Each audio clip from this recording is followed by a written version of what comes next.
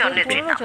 কারা সেই সৌভাগ্যবান নারী দলের নীতি নির্ধারণী পর্যায় থেকে সে বিষয়ে ধারণা মিলেছে। বিস্তারিত জানাচ্ছেন শফিকুল হক।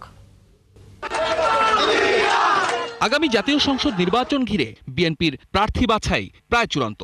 সম্প্রতি 10 সাংগঠনিক বিভাগের মনোনয়ন প্রত্যাশীদের সঙ্গে মতবিনিময় করেছেন বিএনপির ভারপ্রাপ্ত চেয়ারম্যান তারেক রহমান।